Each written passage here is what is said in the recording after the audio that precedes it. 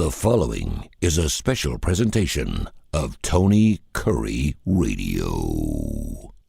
Keep your mission on your mind and your mind on your mission.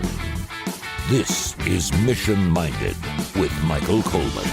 Welcome back, my friends, to Mission Minded. Keep your mind, your mission, and your mind. He is Michael Coleman. Lots of M's coming at you today. Give me some M words, my friend. Your head is full of you sound horrible, but you look great. Yeah, well, how about maladaptive? Because that's how I feel. You need some right Mucinex is what you need. Yeah, Mucinex, that's right. Well, I hope you feel a lot better than you sound, but you still are crystal clear in the sense. So we love having you on Mission Minded. Of course, we back to show up with another show called Bite by Bite. That's a show that's specific to the Heart of Alabama Food Bank and, of course, to food pantries around the country. And you guys do such a wonderful job taking care of 35 counties in the great state of Alabama. We don't do emails a whole lot. We don't get a ton of emails. info@tonykurreradio.net. When we do answer them.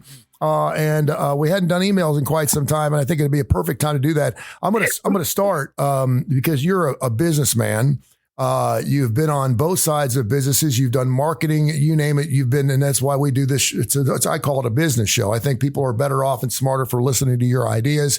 And of course, you will always admit that you're always learning. You know, you're trying to be smarter today than you were yesterday. This government thing right now, what Donald Trump is doing is scaring the bejeebers out of me a little bit. It's just it's throwing the baby out with the bathwater, particularly when I hear that some scientists that were working on the bird flu thing got fired and then they made a mistake and they're bringing it's like they're cleaning house. And I've seen this in places I've worked before, and I'm sure you have too. Unfortunately, hopefully you're not that guy that walked in and said, listen, I get a clean house. Normally you meet with everybody, you see if their job is important enough to keep, you find out what they're going to be doing for you next, and you make a judgment. In this particular case, it's like they're cleaning house. They're throwing everything out, and nothing's being said about bringing any of these people back. I'm assuming that, and I don't even know what the numbers are, I'm assuming a lot of these people are going to be coming back to work. And it does surprise me. We'll start right there. Does it surprise you how many people are taking the buyout? Because that tells you something. If people are getting paid through September, that makes me wonder, are you really doing anything anyway? Well, see, and that, if you take that whole thing together, I think this is the picture that it paints. There is so much inefficiency in government. It sounds like when we say we're going to cut like that, I think under Biden, they just added 92,000 jobs for new IRS. And the idea is, we're going to have higher enforcement. So we're going to be able to recoup that money and bring more money into the Treasury and make sure people aren't, we got people for audits and all that kind of stuff. I saw it in the Department of Interiors, where our trails and all that, and people are like, well, who's going to clean the trail? Who's going to repair the signs? Who's going to do all those kind of things? But oftentimes you would have to go look within a department, because there's an old rule that with government, like if you think you only need, and maybe it's my head cold, keep me forgetting exactly what to say. But the bottom line is whatever you feel like I'm cutting to the bear, there's always another 10% that you can cut, because our departments are so inflated. Mm-hmm. And lots of times it's because the governments are not run as a business. And so you typically are not squeezing out as much juice as you can get out of each employee.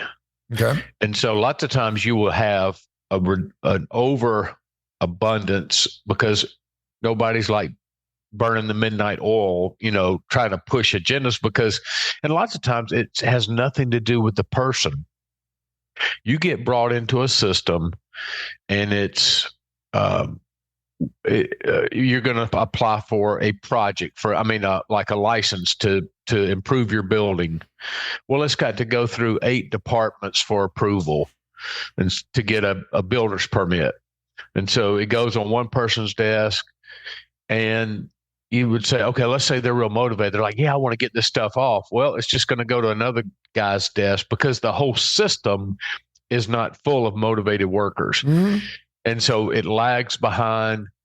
And so lots of times you can clean out a lot of people And then you're just looking at, okay, how do I do more with less? Well, the government's never really had to do that. That's not a principle that's practiced within government.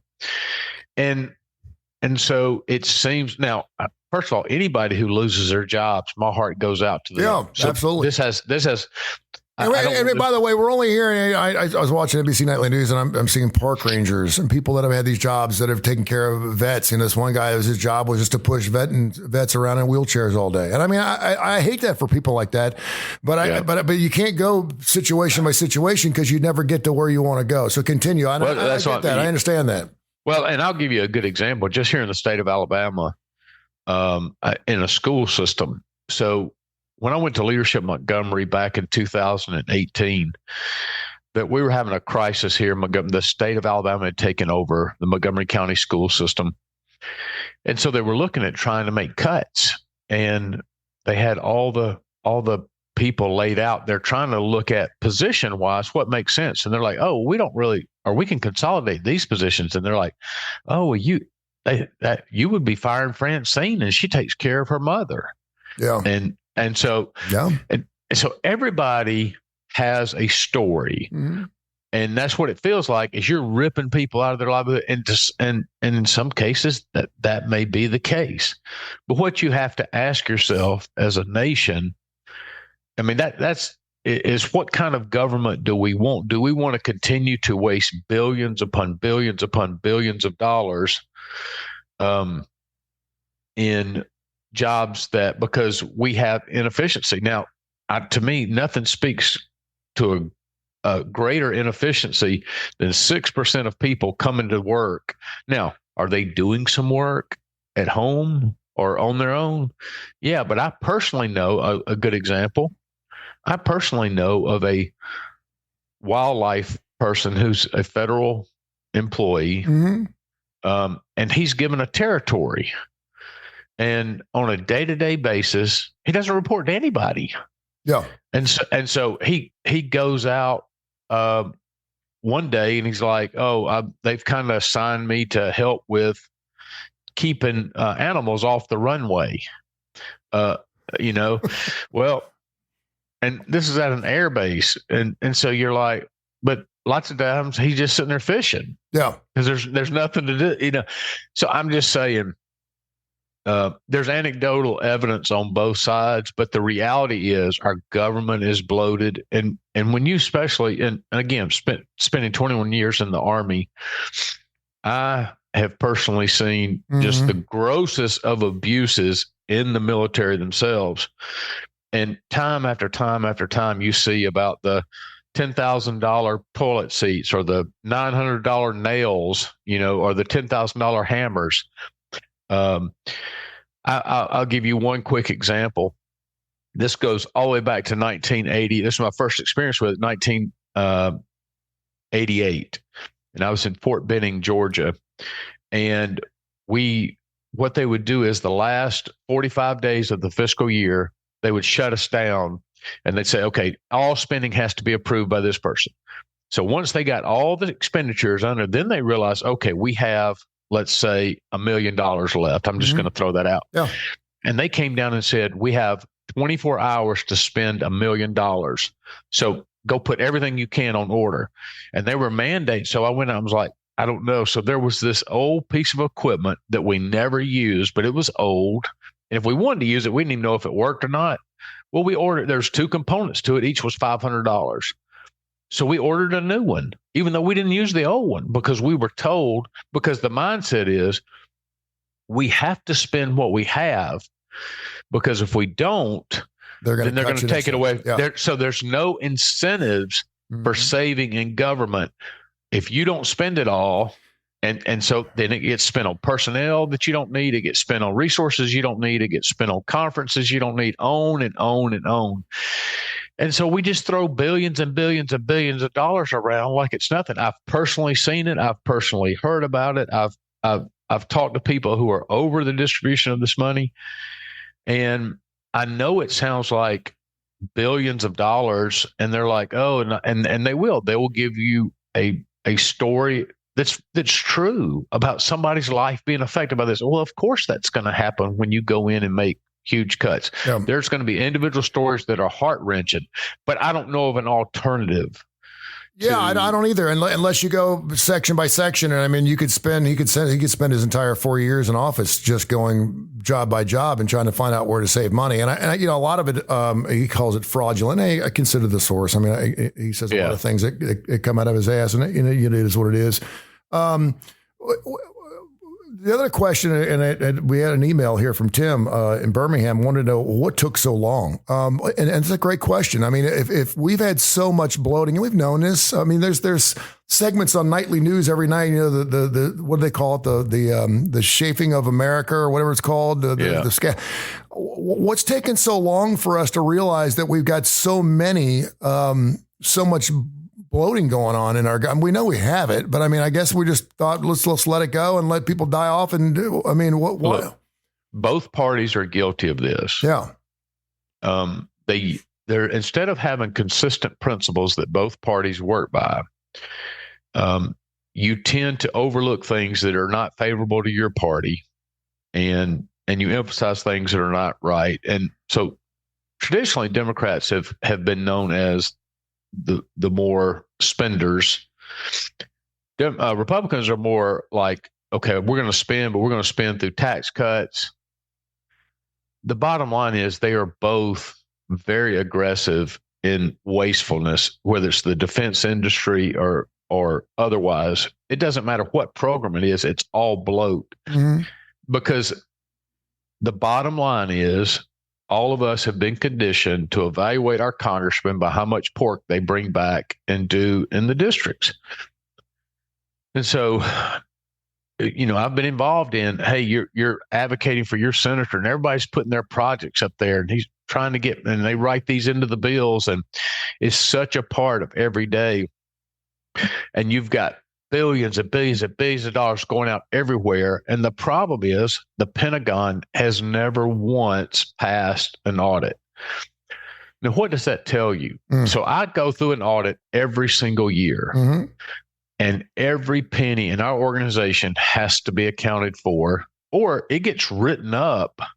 I would get reported to the USDA, to the Treasury Department, for donors to see, hey, this organization is lacking transparency, or they have some practices that must change. I mean, it would be devastating to us if year after year, if they were like, hey, this is so messed up, we can't even put these numbers together, make sense of it. Well, when you talk about it, it gets into the trillions of dollars that can't be accounted for in the Defense Department. And then you've already got bloated weapon systems. And it's because of powerful people and pet projects, instead of overall stepping back and saying, what is good for America in the whole is we're going to fight for our constituencies. And that's what we all expect. We want our guy. We don't want the air base to close in our neighborhood. Mm-hmm. We want our congressman to go up there and raise hell to keep that. So Alabama's a good example of that. When Space Command was going to be put in Huntsville. Now, I happen to talk to people who are in authority about that. The truth of the matter is they did an objective standard, and Huntsville was shown to be the best. Colorado was the fifth best choice. But Biden, through a political decision, gave that over there. And now the hope is Trump brings it back here, because you're talking about billions of dollars over years that's going to help the state of Alabama, bringing those people in and all that. And these are the kind of decisions. But I've also seen in joint warfare exercises. So you'll have the Navy, the Army, and the Air Force, and they all have redundant systems. So let's say we all need, I'm just going to make this up. Let's say we all need AM radio communication. Mm-hmm. Well, instead of going to one manufacturer to make sure that all the radio systems communicate, everybody has a different manufacturer, whoever that service wants. And so sometimes you'll get into an exercise, and that's why they do these. So you can practice. If I'm at a joint naval exercise, I'm going to have an Army perspective, maybe an artillery, where you've got artillery, but you've also got ships, you got all this. So you need Army guys, you need Air Force guys, you need Navy guys. They're all in there together. And But the Army system can't communicate with, the Navy system. And then you have the after action review and you find out, well, because these systems are not compatible, yet they're doing the same functions for each one. Yeah. But nobody above that is because the Joint Chiefs of Staffs and all that, they'll bring all that kind of stuff up. But then you've got a congressman who builds, who's the manufacturer for that radio is in his hometown or in his district.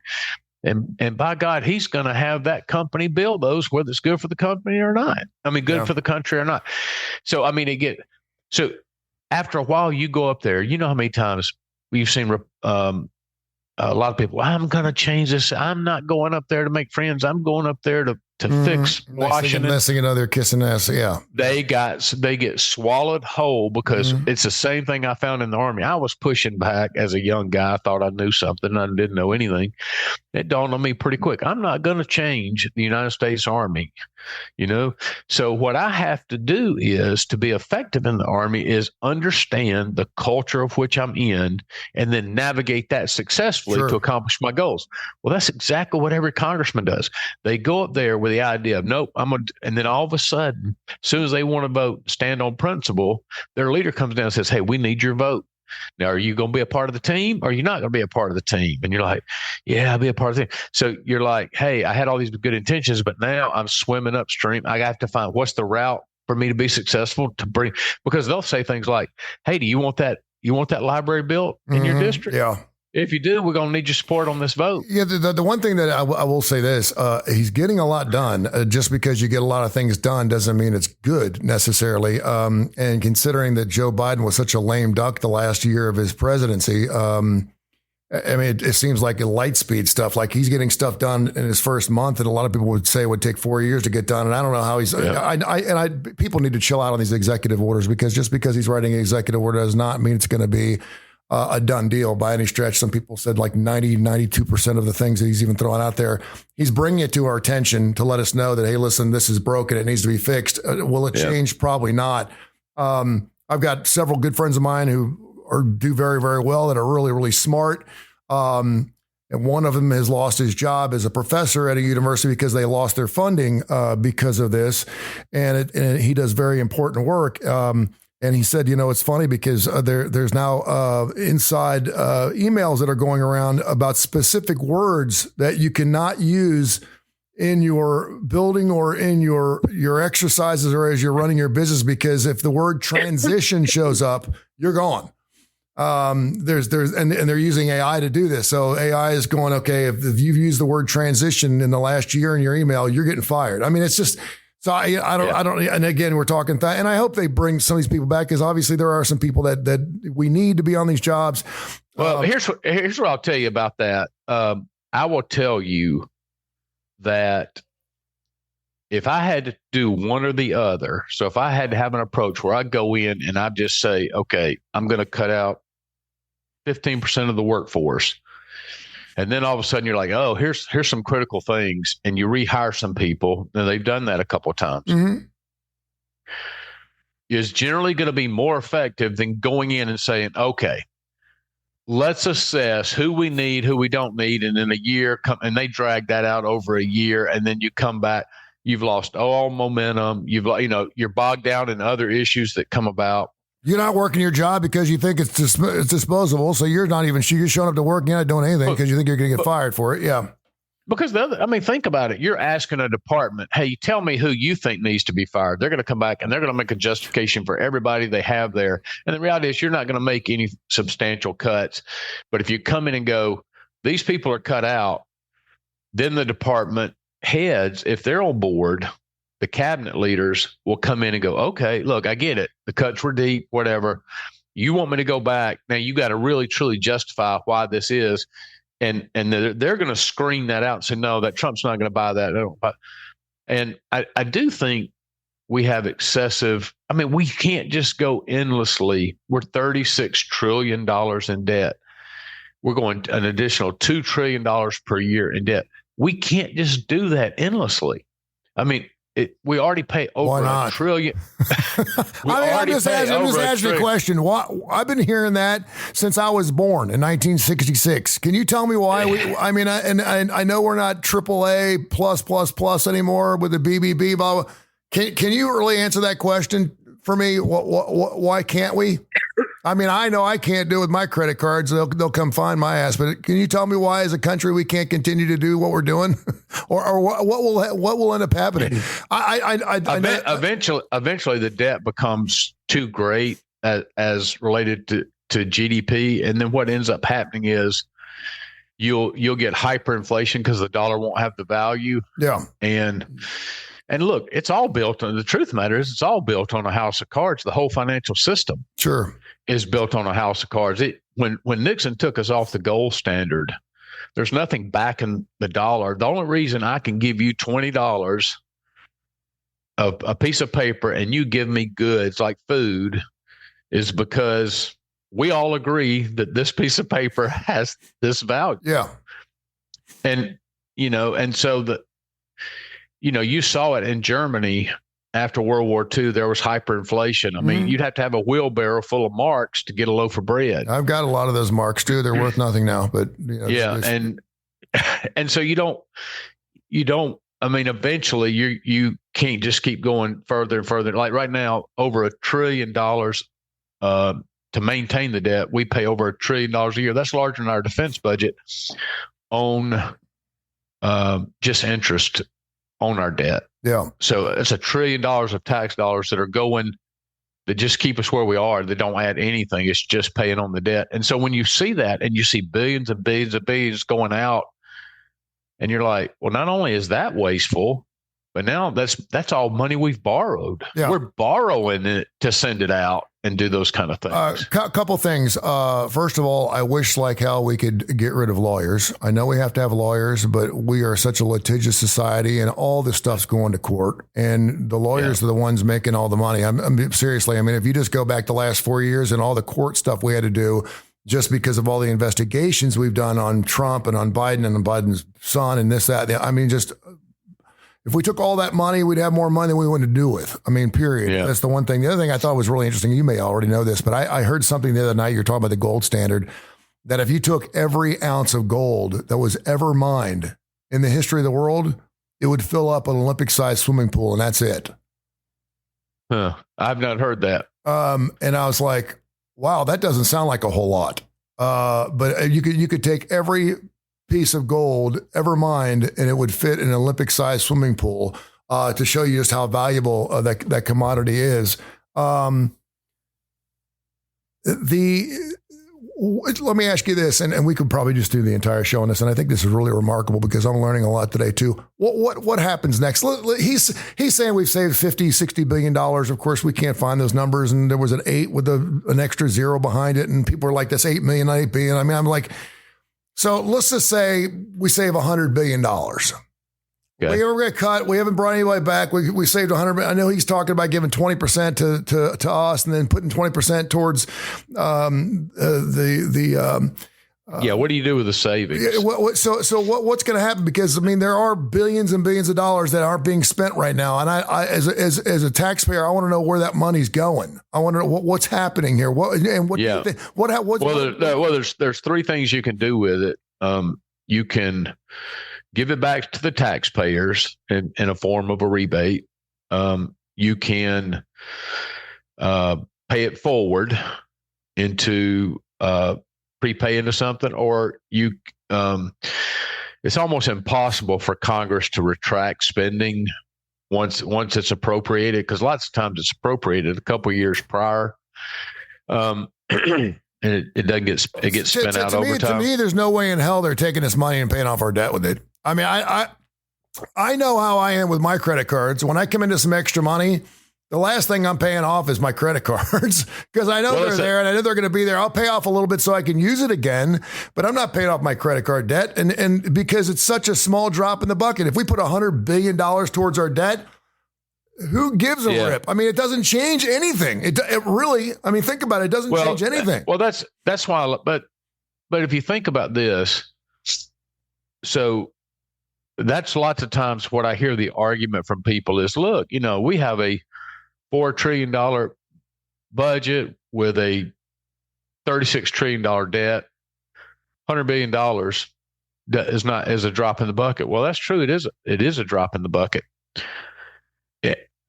But if you build in a culture to where what you're doing is you are trimming each department, and the truth of the matter is, when you get to right now that there's talk on some initial looks that there's as much money going out in Medicare and Medicaid fraud as this going out that we're paying for actual legitimate claims. I believe it. So when you think of, but you're going to have to, everybody says until you fix entitlements. Okay. So that's Social Security, that's Medicare. Well, if you could eliminate first, or identify and eliminate as much fraud. Now, I don't know if this is for sure. The estimate was 4 million people are drawing Social Security that are over 100 years old. I don't think we have 4 million people in America that are over 100 years old. Now, I could be wrong. You could be wrong. So but did you see the thing on the like the federal retirement? So they literally, if you apply for federal retirement, it's still done by paperwork, and it's taken down to a cave, a limestone cave that they keep all the paperwork there, and you go in and try. So they talked about how difficult it is and how much money is wasted, how many people they need because they can't automate the process. Yeah. This is really where I think savings, efficiencies and all that is. You go in, you eliminate people, and you upgrade into and getting the systems automated and getting them online. We can build a quantum computer, but we can't update our Social Security. I mean, it's like that's a fact. Yeah, it's a fact. And so what we continue to do is year after year, it's like it's a project that's too big. When you were saying a minute ago, why do people do that? It's such a big animal just to get your hands around it. Sure. And even something, if you go inside of a department like the personnel department, just for who manages federal workers, and you see a cave, a literal limestone cave that they store people's records, that a truck driver drives there once a week and deposits more retirements. And then if you can't look it up it's mind boggling, as technologically advanced as we are, that we can't streamline so many of those processes and save. And you probably see this by working certainly at the Heart of Alabama Food Bank, and informally of the Jimmy Hale Mission. I've seen friends of mine that went from sleeping in the back seat of their cars one week and then coming into some money. And in particular, I can think of one friend he's been blessed so many times, and the last time he was blessed, I mean, the guy just can't stay out of his own way. And he goes up and down and up and down. And somewhere, someone found oil on a piece of land that was owned by his uncle that he has a piece of that he didn't know. And he got a check for like $60,000. And I was like, $60,000. And this guy's living in the backseat of his car. And when you come into that kind of money, when you're so far in debt, if you got $1 million health bill and you come into an extra $50,000, your thinking is, well, I'm not going to put, maybe I'll put $100 towards it, but I'm not going to put all that money towards it because it's going to be such a small debt. And I think that's how we look at a lot of our deficiencies and a lot of our debts in this country. We're so deep in that if we throw that money at it, it's not going to make that big of a deal. At least maybe make a payment on it, which is certainly. And the truth is, we treat it like it's not our money. No. I mean, we wouldn't. We are prevented from living like the government. The government has zero accountability. Yeah. People do not lose jobs. You go to the Pentagon and you're like, it's so messed up. Now, I would like to picture myself back the first time the Pentagon got a true audit, and they said, we can't even get through it. There's X amount of dollars. Now, transparency would have been right then, okay, yes, we have to continue to operate, but no new systems. I mean, I would hold everything up until we account for where we are and then put systems in place. Yeah. But it's too big. There's too much of an outcry. You're risking the country's safety, the world's safety. Yeah. Oh, yeah. And so, again, presidents make all these promises. Congress people make all these promises. It just shows you how big of a mess it is, and that government is necessary. I think the system of government is ordained by God to bring order into our world. That's why you see it at the federal level, the state level, the local level, county level, local level. I'm not anti-government at all. It's necessary and it's good. But it is, the higher you go, the grosser the mismanagement and the waste and the fraud, or opportunities for fraud, certainly. And we have such a behemoth now that politicians don't even want to admit it because it falls on them. How did this happen under your watch? I mean, why do you think McConnell was there for 40 years? I mean, it's good. And Kip Keefer, of course, does a political show on our station called Need to Know. And he's like, these guys make $180,000 a year and they're living in $7 million homes. Do the math. I mean, there's a gated community right outside Washington, D.C., where all these people are hunkered down. They make $180,000 a year and they're living in $7 million homes. Just do the math. It really there's a new app out there that I just heard advertised or heard talked about last night, that this guy is tied into all the elected officials. I don't know how he does it, but it follows their trades, because the reason they get so wealthy is they get insider information, which is illegal, about IPOs being offered, all this kind of stuff. And so they're the first ones there. Yep. So, and that's how you go from making $180,000 a year, and all of a sudden, like Nancy Pelosi, they said multi-millionaire, and has been in government. She's, I guess, getting close to retirement, but been in government for 40 or 50 years. Same thing. Mitch McConnell. It's not the party. It's they're all guilty of it. And just really using that to their advantage. And boy, it just erodes trust. It erodes confidence. So I think just some of the gut reaction to, I get, Trump can be described as a bull who takes a china shot with him wherever he goes. I mean, he breaks things. But I also get the pushback of, I don't know of another approach that's going to make a dent into how bad the problem is. Yeah. And I mean, time will tell. Yeah. Mission minded, keep in mind your mission in your mind. We take your emails. We only got the one today, but that's fine. Good stuff. info@TonyCurryRadio.net, info@TonyCurryRadio.net. On these same stations on Tony Curry Radio, you're going to hear a BBB, Bite by Bite, coming up here next. A show specific towards food pantries in the heart of Alabama Food Bank. Michael, till next week, thank you so much. I hope you feel better, brother.